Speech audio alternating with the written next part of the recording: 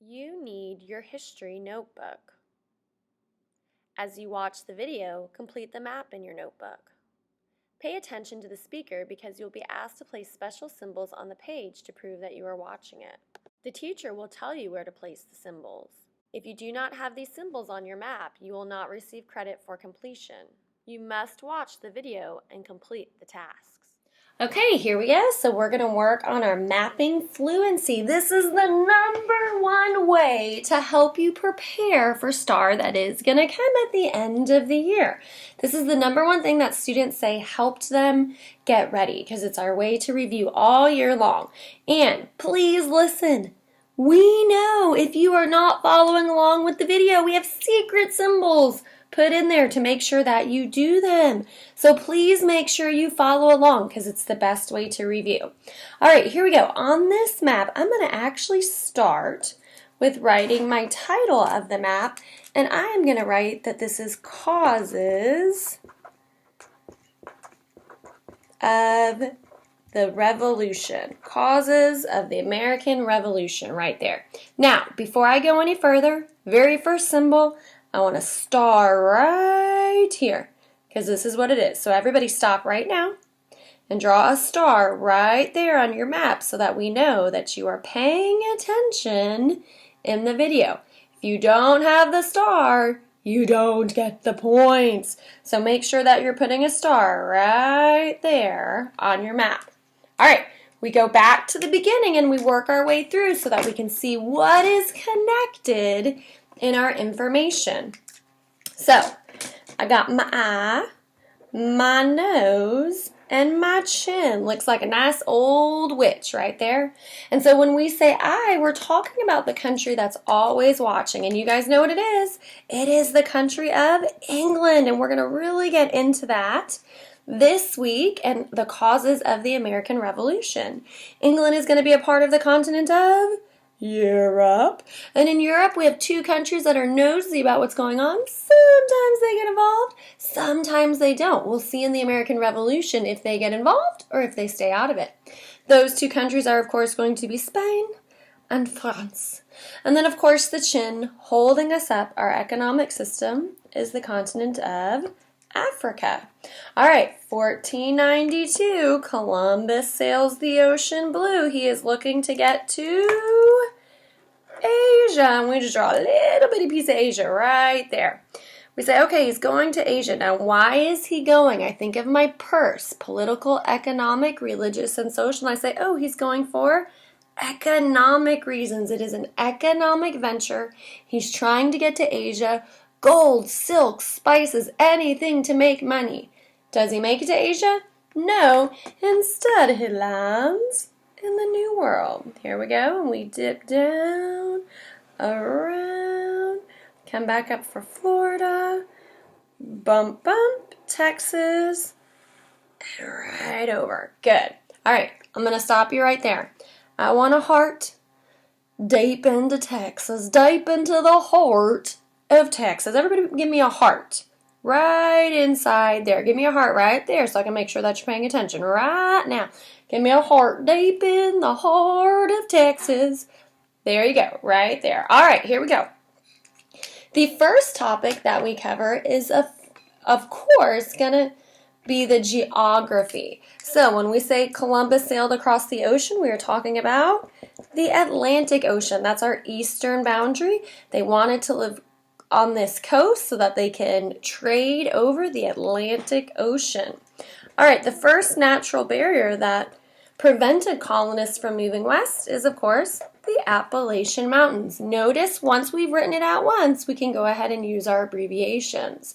All right, just above them is none other than my Great Lakes. And to remember those Great Lakes all together, we have an acronym, which is Lake Huron, Lake Ontario, Lake Michigan, Lake Erie, and Lake Superior. That is, of course, homes. And so we'll be able to talk later in the year about how all these are connected and how now the Midwest farmers are going to be able to get goods to the ports in the east, which then go out for trading.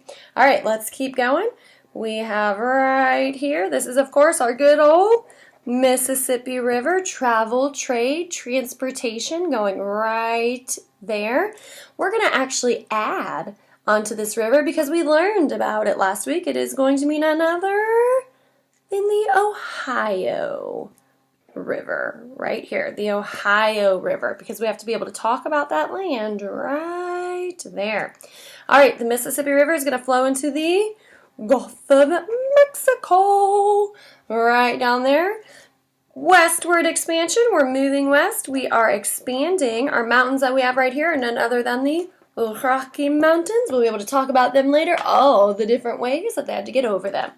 Manifest destiny, sea to shining sea, is the Atlantic Ocean all the way to the Pacific Ocean right there. So here we go. We got our physical geography laid out.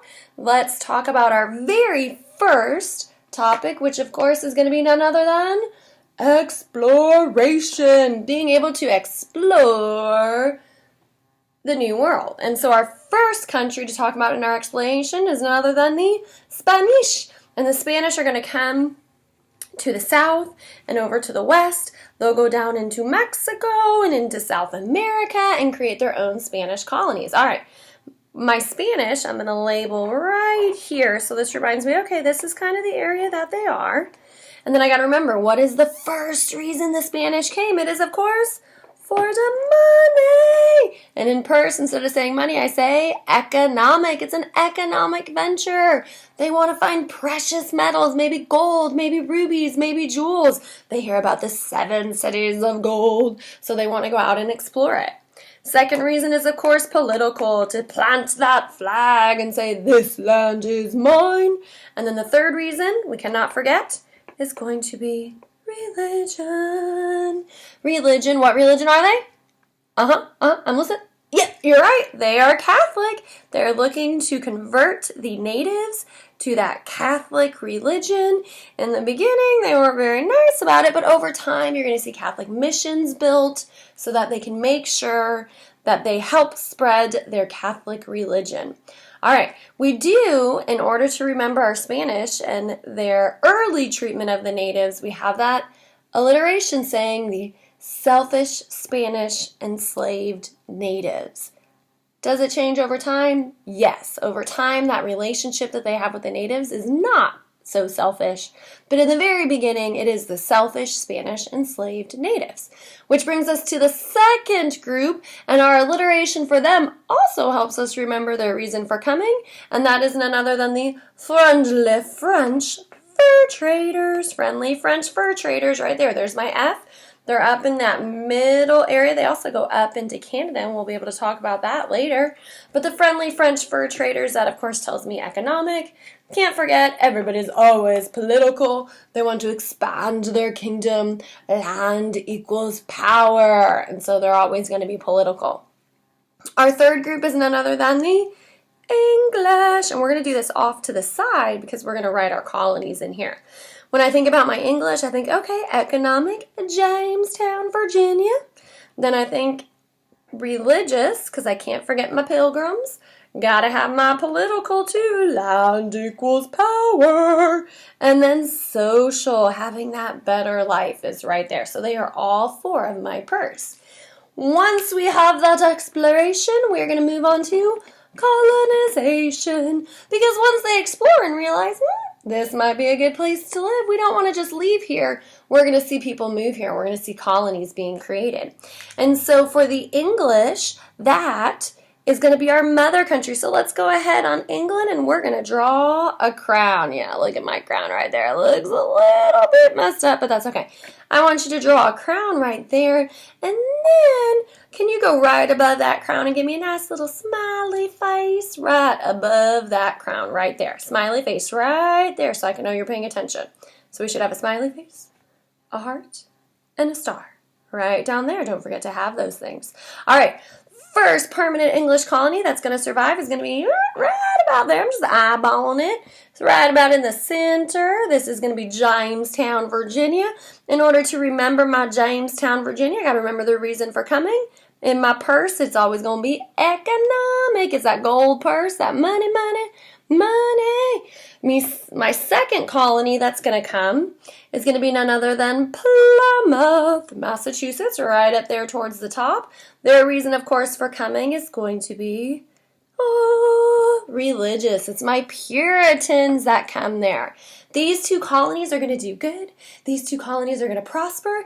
These two colonies are going to lead to expansion and numerous other people coming. And so we're going to get our 13 colonies. So everybody go ahead, draw that in right there. I'm going to draw a line and a line. Make sure Plymouth is up in the top. Jamestown is down in the bottom. All right, when we say the top, we're not talking about the northern colonies. We're not talking about the northeast colonies. We are talking about the New England colonies. New England. New England is, of course, founded for religious reasons. We got to know that religious group that goes there. What is it? It's the Puritans. Remember my P right there? The Plymouth Puritans are right there. The Puritans come to New England. Their entire life is centered around God and religion. And so in New England, we got to remember it's so far up north, it is cold. The soil is rocky. And so they're not going to be farming. They might be trading with England. They'll be building ships. They have lots of forests right up there. All right, how am I going to remember New England? I'm going to tell myself my New Hampshire runs in cages. And I did have a student tell me the other day, Miss Howson, it would be so much better if you said circles. Because they run round and round and round and round and round and round and round and round. So if you want to say circles, you can of course say circles. My New Hampshire runs in cages, or my New Hampshire runs in circles. All right. Our next area right here is of course none other than the Middle colonies, sometimes also referred to as the Mid-Atlantic. Why would it be Mid-Atlantic? It's on the Atlantic Ocean. Don't let Star trick you with that little stuff. So make sure you put it in your brain and you use your context clues. Middle of us is of course nicknamed the breadbasket colonies because they export so much grain. There's my economic. But I want to make sure I include my social group there. Oh yeah, it's a melting pot, lots of different people. Because the Quakers are there, they are accepting, they say, come, we love all of you. Equality, we can all be equal. And so we have social there. Middle colonies to remember is New York police need jelly donuts. That gives us New York, Pennsylvania, New Jersey, Delaware, little bitty Delaware right there.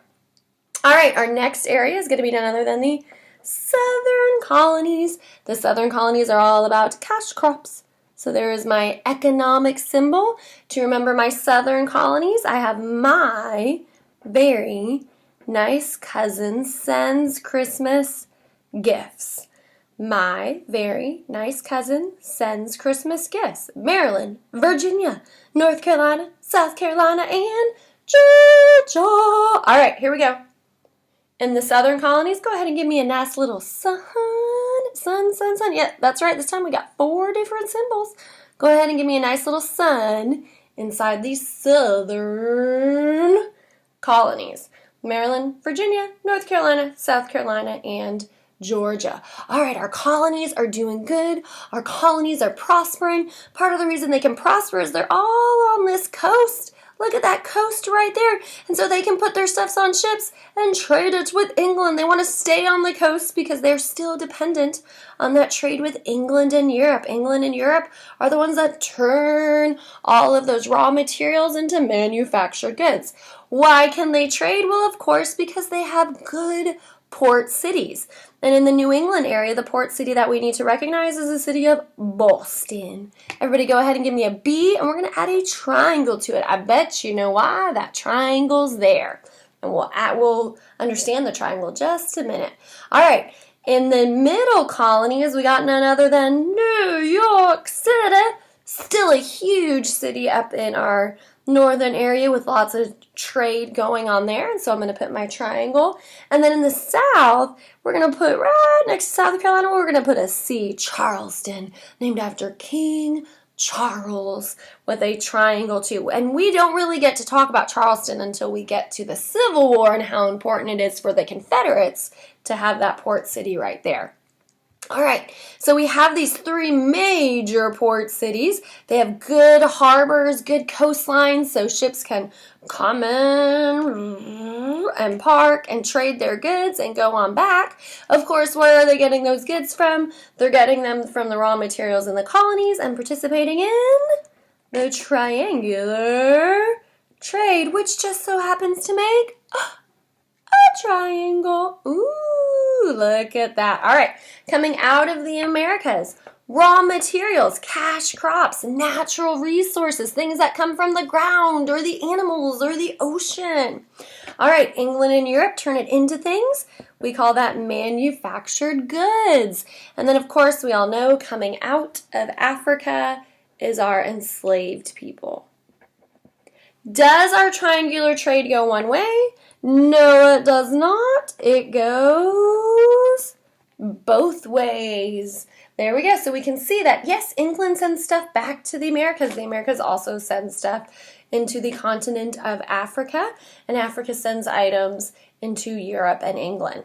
But in this triangular trade, who makes the most money? Where does all the money go? It goes to the mother country right there. So there's my money. And we all know that the reason they make that money is because they created the colonies under that economic theory of mercantilism. So I'm going to put M and M to stand for my mercantilism. Mercantilism starts with an M and it ends with an M. And it's all because of the mother country creating colonies for their economic benefit. My M and M's. This is as far as we have been on drawing our map, but we got to add to it. We can't be done.